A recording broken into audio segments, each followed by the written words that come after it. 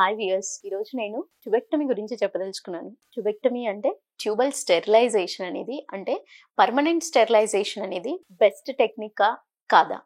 ఏది best technique అంటే ఓపెనా, laparoscopy మెథడా, mini లాప్రోస్కోపీయా, ఏది బెస్ట్ మెథడ్ అనేది చాలా మంది ఫస్ట్ ట్యూబెక్టమీ అనే ఆలోచనతో స్టెరిలైజేషన్ అని వచ్చినప్పుడు, కంప్లీట్ పర్మనెంట్ స్టెరిలైజేషన్ సైడ్ ఆలోచన ఉన్న వాళ్ళు వచ్చి అడిగే మొదటి క్వశ్చన్ ఏది బెస్ట్ మేడం, మేము దానికే వెళ్ళదలుచుకున్నాము అని అంటారు. చాలా మందికి ఏంటి, కొన్ని రకాల అపోహలు ఉంటాయి. ఓపెన్ ట్యూబెక్టమీ జరిగినప్పుడే సక్సెస్ రేట్ ఉంటుంది, ఈ లాప్రోస్కోపీ మెథడ్ లో వెళ్ళినప్పుడు సక్సెస్ రేట్ అంటూ ఉండదు, మళ్ళీ ఫెయిల్యూర్ ఛాన్సెస్ ఎక్కువ ఉంటాయి, మళ్ళీ ప్రెగ్నెన్సీ నిలబడే అవకాశాలు ఉంటాయి, లేదా ఎక్టోపిక్ ప్రెగ్నెన్సీ జరిగే అవకాశాలు ఉంటాయి అని చాలా మందికి కొన్ని రకాల అపోహలతో రావడం jరుగుతుంది. వీళ్ళందరికీ నేను చెప్పదలుచుకుంది ఏంటి అంటే, లాప్రోస్కోపీ ద్వారా వెళ్లే ట్యూబెక్టమీ అనే ఆపరేషన్, పర్మనెంట్ స్టెరిలైజేషన్ వచ్చేసి రికవరీ టైమ్ తక్కువ టైంలో మంచి ఫాస్ట్ రికవరీ అనేది ఉండడం జరుగుతుంది. స్టిచెస్ ఉండవు, వాళ్ళకి కుట్లతో సమస్య ఉండదు, కుట్లు మానేయడం అనేది వేయాల్సిన అవసరం కూడా ఒక్కోసారి ఉండదు. సో అంత 3mm పోర్ట్ ద్వారానే వెళ్ళి దాని ట్యూబ్స్ ని, ఫాలోపియన్ ట్యూబ్స్ ని ముడి అంటూ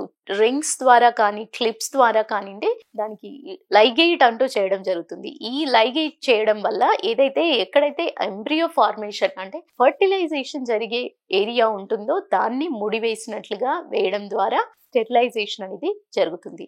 సో ఈ పర్మనెంట్ స్టెరిలైజేషన్ లో లాప్రోస్కోపీ ద్వారా వెళ్ళినప్పుడు ఎర్లీ రికవరీ, ఫాస్ట్ రికవరీ, దాంతో పాటుగా సూచర్లెస్ గా ఉండడం అనేది జరుగుతుంది. అదే ఓపెన్ ట్యూబెక్టమీతో సక్సెస్ రేట్ ఉన్నా వాళ్ళకి కట్ చేయడం వల్ల రికవరీ టైం పడుతుంది, వూండ్ ఇన్ఫెక్షన్ జరిగే అవకాశాలు ఉంటాయి. ఈ ఫెయిల్యూర్ రేట్ అంటారా, ఓపెన్ ట్యూబెక్టమీ జరిగినా ల్యాప్ ట్యూబెక్టమీ జరిగినా ఫెయిల్యూర్ రేట్ అనేది 1% ఛాన్సెస్ ఆఫ్ ఫెయిల్యూర్ అనేది డెఫినెట్లీ ఉంటుంది. అదే విధంగా మినీ లాప్రోస్కోపీకి ఇంకొంచెం ఫెయిల్యూర్ ఛాన్సెస్ అనేది ఎక్కువగా ఉంటాయి. ఎందుకంటే ఆ మినీ లాప్రోస్కోపీ మెథడ్ లో వచ్చేసి కొంచెం ఎక్కువగా లైగేషన్ కానివ్వండి, కాటరైజ్ చేయడం కానివ్వండి, రక్త ప్రసరణ మళ్ళీ అతుక్కోకుండా చేసే కొన్ని రకాల టెక్నిక్స్ అనేది మినీ లాప్రోస్కోపీలో చేయలేము. కాబట్టి దానిలో కొంచెం ఫెయిల్యూర్ రేట్ అనేది ఇంకో 1% ఛాన్సెస్ ఎక్కువగా ఉండడం జరుగుతుంది. సో ఈ పర్మనెంట్ స్టెరిలైజేషన్ అనేది మీకు హెల్ప్ అయింది అనుకుంటున్నాను. థ్యాంక్ యూ, నమస్తే.